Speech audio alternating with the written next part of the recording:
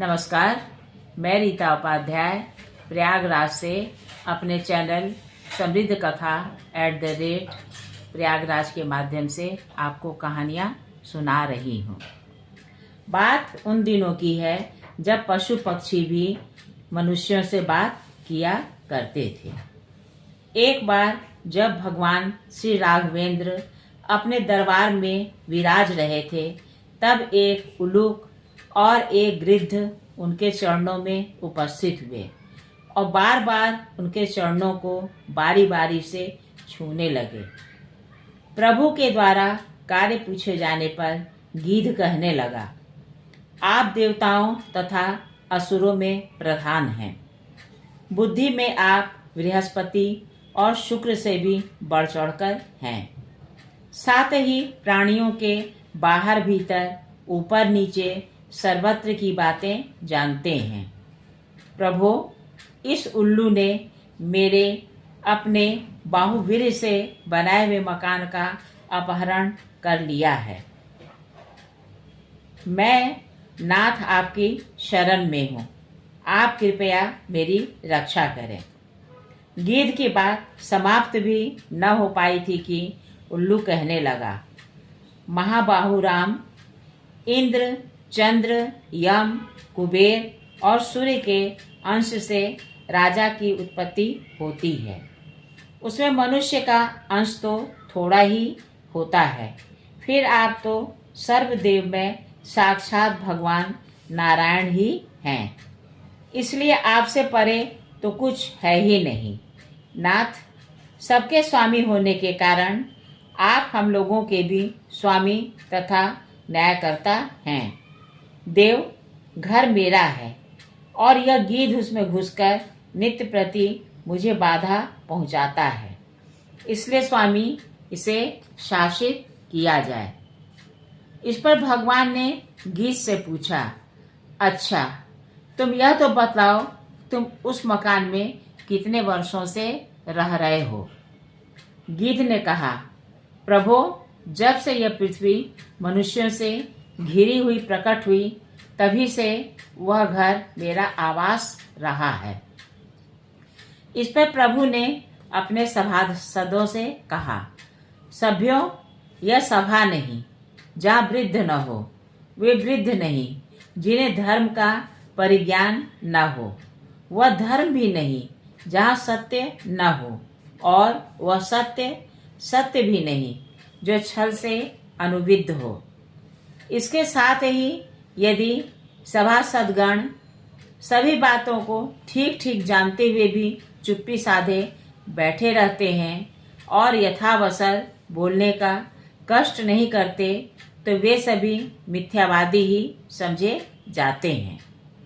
या जो काम, क्रोध और भय के कारण जानते हुए भी प्रश्नों का ठीक ठीक उत्तर नहीं देते, वे सभासद अपने को 1,000 वारुण पाशों से बांध लेते हैं।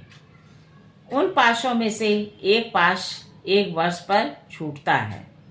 इसलिए कौन सा ऐसा सभासद होगा जो इन रहस्यों को जानते हुए भी सत्य का अपलाप करे या जानबूझकर मौन साध ले? अतएव आप लोग इनके व्यवहार का ठीक ठीक निर्णय करें। सभासदों ने कहा, महामती राज सिंह रघुनंदन, लक्षणों तथा वाणी के विकारों से गिद्ध की बातें ठीक नहीं जान पड़ती। उल्लू ही ठीक कह रहा है, पर यह तो हम लोगों का मत है। यथार्थतः महाराज, इसमें आप ही अब परम प्रमाण हैं। मंत्रियों की बात सुनकर प्रभु ने कहा, पुराणों में कहा गया है कि पहले यह सारी पृथ्वी और यह सारा चराचर जगत जलमय था और यह महाविष्णु के हृदय में विलीन हो गया था। महातेजस्वी विष्णु इसे हृदय में लिए हुए अनंत वर्षों तक योग निद्रा में सोते रहे। उनके उठने पर नाभि से पद्म उत्पन्न हुआ, जिससे ब्रह्मा जी प्रकट हुए। उनके कान के मल से मधु और कैटव, ये 2 दैत्य उत्पन्न हुए। जो ब्रह्मा जी को ही खाने दौड़े, किंतु जिन्हें चक्र के प्रहार से साक्षात श्री हरि ने मार डाला। उन्हीं असुरों के मेध से प्लावित होकर यह पृथ्वी उत्पन्न हुई। उसे श्री विष्णु ने फिर शुद्ध कर वृक्ष, औषधियों एवं नाना प्रकार के धान्यों से परिपूर्ण किया। पर यह गीध कह रहा है कि यह उस घर में तब से बसता आ रहा है जब से मनुष्यों से आवृत यह पृथ्वी निकली। ऐसी दशा में यह घर उल्लू का ही है, गीध का नहीं। अतएव परगृह हर्ता पर पीड़क होने के नाते गीध को दंड दिया जाना चाहिए। भगवान यों कह ही रहे थे कि आकाश से निर्मल ध्वनि सुनाई पड़ी, रामभद्र आप इस गीध का वध मत कीजिए। यह काल गौतम के तपोबल से पहले ही दग्ध हो चुका है। पूर्व जन्म में यह ब्रह्मदत्त नाम का राजा था। एक बार काल गौतम नामक महात्मा इसके घर भोजन के लिए पधारे। उन महात्मा के आहार में अनजाने में थोड़ा मांस रखा गया। यह देख उन्होंने क्रोध में इसे शाप दे डाला कि जा तू गीध हो जा। यह नहीं, क्षमा कीजिए, अनजान में भूल हो गई है आदि बातें कहता ही रह गया, पर उन्होंने एक न सुनी।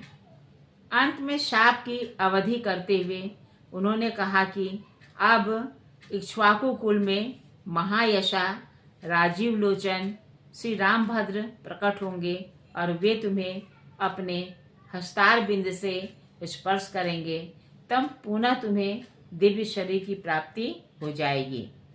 अतः देव यह दयनीय है, वध्य नहीं।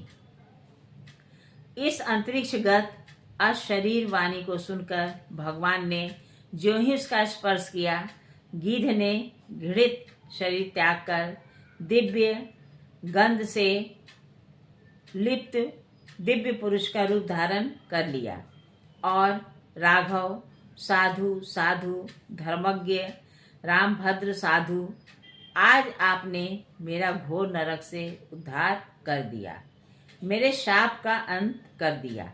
यूं कहता हुआ वह दिव्य लोक को चला गया।